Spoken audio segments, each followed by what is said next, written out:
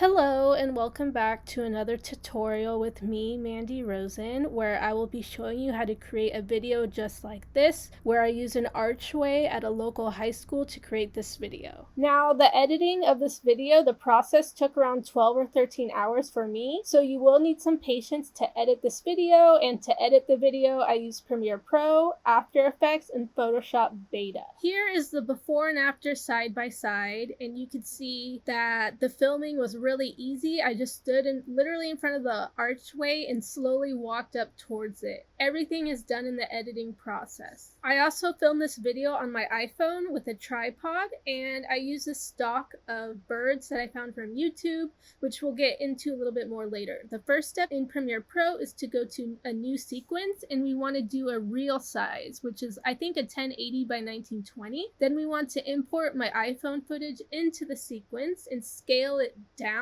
And then we basically want to export a freeze frame by hitting this camera icon in Premiere Pro. I'm going to rename the freeze frame to 1, export that frame into Photoshop Beta, where I'm going to select the polygonal lasso selection tool and create a selection basically around the hallway arch.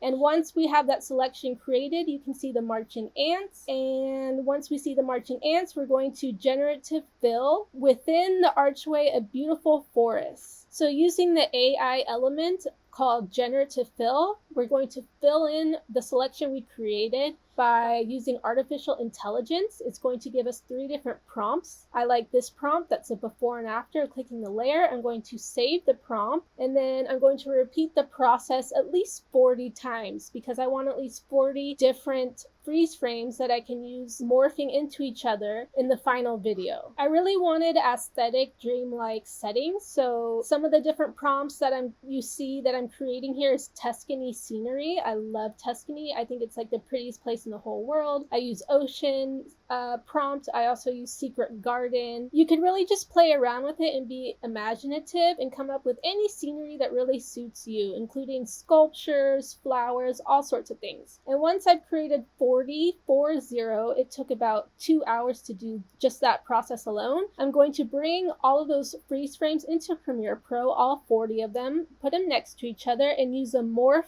cut, dissolve transition in between each cut. And after rendering the transitions, this is basically what you get. This is what it looks like. I should also mention that each freeze frame is around 3 seconds long, and I needed it that long to have the morph cut in between each cut. So what I'm going to do is select the 40 freeze frames. I'm going to nest them together, which basically just combines them together. And I'm going to change the speed and duration to 900 so that the effect of the morphing freeze frames goes a lot quicker, as you can see here. Now I'm going to select the pen tool on the left-hand side of Premiere Pro, and I'm going to start creating a mask around the archway around this freeze frame. I'm doing this specifically in creating this mask so that I can add some effects within the mask of the archway, such as lens distortion. As you can see here, I'm just adjusting the settings of the effect lens distortion that you can find under effect panel in Premiere Pro. I just wanted some of the frames, the freeze frames near the end of the sequence to have sort of a trippy morphing effect before it changes into the scene of Tuscany where I walk into the road.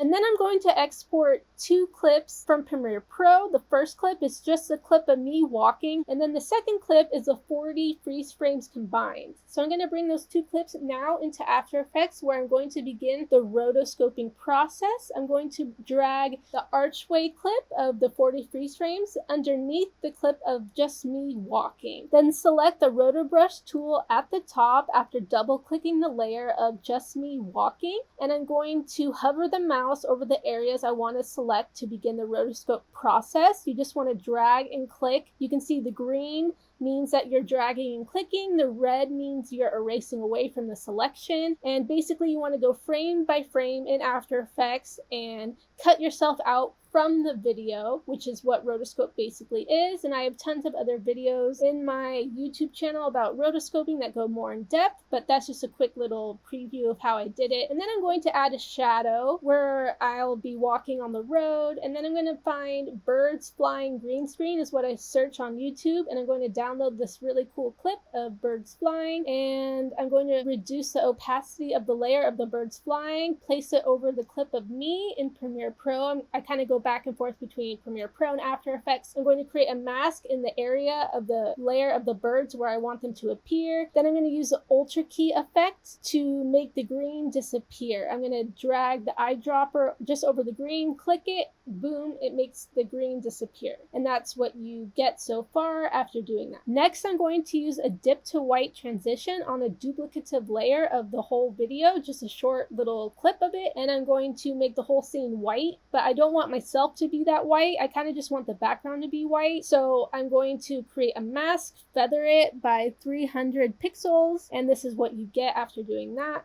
The next step is to hit the camera icon to create another freeze frame at the part of the video where I'm walking onto the road. I'm going to use the lasso selection tool to create a quick selection, then hit invert selection, and I'm going to generative fill generate. I didn't even type in any prompts. I just hit generate so that it can create its own little thing of how to fill up the frame. And it left me with these couple of different prompts, which I absolutely love. This one is perfect, especially since there's shade where I'm standing and there's shade underneath the archway, so it kind of matches up perfectly with me walking into the shade under the archway. I'm going to add some clouds for aesthetic purposes, then bring that freeze frame, trim it down as desired back into Premiere Pro, place that layer of the freeze frame on top, then create a mask around my body, then hit inverted and check the little box inverted, and now you have this basically. It's pretty cool. And then I'm going to toggle the animation keyframes of the mask expansion, feather it, and that's basically what you get. Then I'm going to bring another freeze frame back into Premiere Pro where I'm going to generative expand this time, which is different than gen fill. Gen fill, gen expand, they're kind of two different things but work very similar. I'm going to save the gen